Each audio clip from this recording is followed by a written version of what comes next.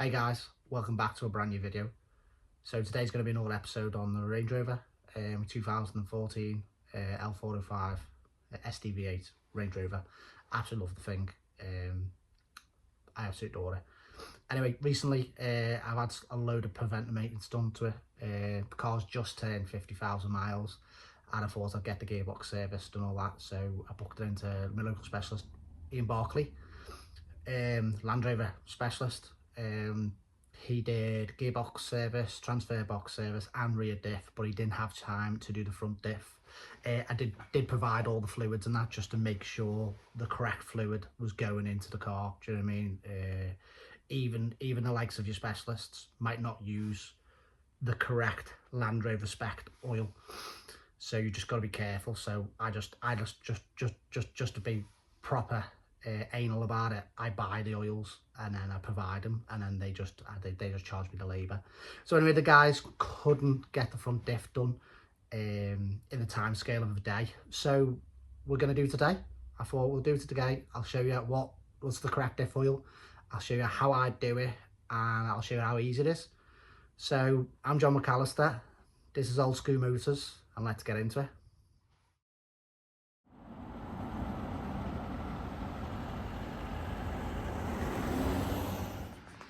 So as you can see, we're all jacked up on 4 ramps. I haven't got matching ramps, but I'll level the car off with some axle from jacks later. I'll jack up the rear arms to level her off first, but let's get it drained first. So I've undone the under tray. There's 1, 2, 3, 4, 5, 6, 7, 8, 9, 10, 11 bolts, and you really need to undo it with a breaker bar. They are so fucking strong. Even my DeWalt wasn't getting anything on it, so I had to crack them off with the breaker bar, and then the DeWalt will whiz them off. So I know, like the likes of some Snap-on guns and Milwaukee guns might shear the bolts, so I'd say crack a bar it definitely. And this is what she looks like underneath when the tray's removed. I say put her on the ramps just to give it a bit extra height, and I put it in a hired mode, a lifted mode, just because I haven't got access to a ramp, so it just gives you a bit of extra height.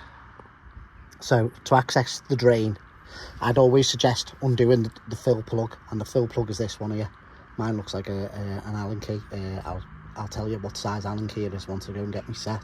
Maybe 8 or 10 mil Allen key size. So yeah, and then the drain plug is behind here, so you've got to undo these 2 bolts and this 1 bolt here, and then this bar will be removed, and then that'll give you access to the drain plug. See, mine's a little bit wet on this little, looks like a bit of a weight or something, but just a bit, not soaking wet, but just a bit hazy. But the under tray wasn't really that bad, and there wasn't leaking any oil on the drive. Look, you can see the starter motors are quite accessible on these L405s. I reckon you could undo that and remove it quite easy here. I know some cars, the engine has to be removed, doesn't it, to get to it. So yeah, let's crack on with this, and then we'll see where we are. So the Allen key size for the fill plug is at 8 mil for mine. As I say, I'm going to undo the fill plug first. You always undo the fill plug first to make sure it's not seized, because if you undo the drain and you can't get the fill plug unplugged, you're going to drive around with no diff oil in, aren't you? And you won't be able to fix it. So always undo the fill plug to make sure you can fill it back up before you undo the drain plug.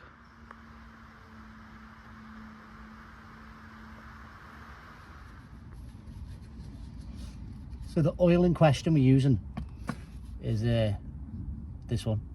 I actually sourced this from Overlanders, a local Land Rover specialist to us. Sells all parts and stuff. I thought that would be the best place to get the oil from, because at least you know the right oil's getting fitted to the car, do you know what I mean? Especially with the cost of prices. So the idea is just to fill this fill plug and until it starts draining out. They say just under a litre fills it. So it's literally just squeeze this pipe, squeeze this tub in.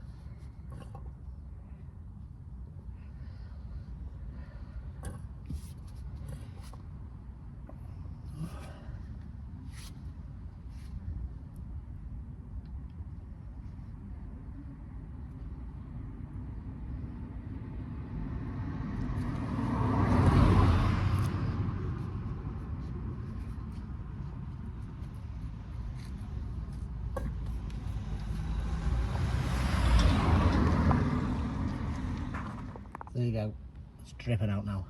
So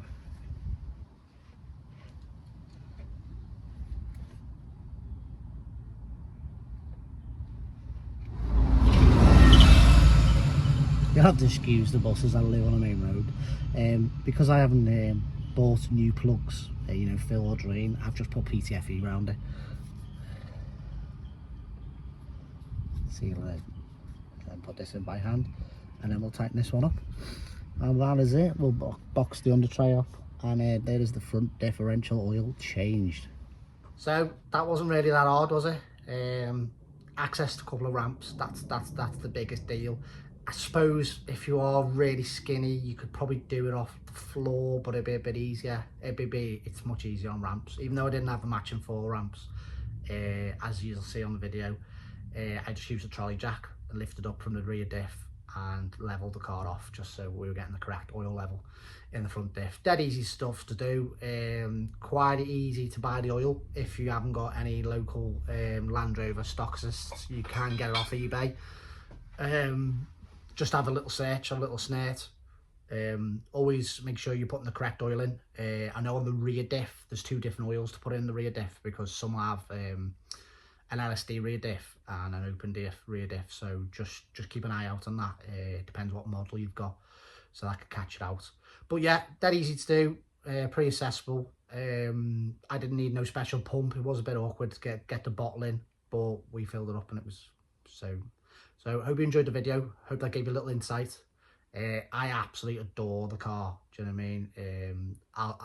I'm going to be keeping it for a few more years. That's why I just tend to do a lot of preventive maintenance jobs doing to it, do you know what I mean?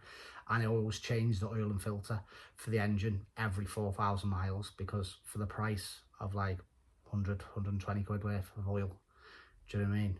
It's the price of like a 10 grand engine, isn't it? So, all right guys, hope you enjoyed the video, and I'll see you on the next one. You take it easy. Laters.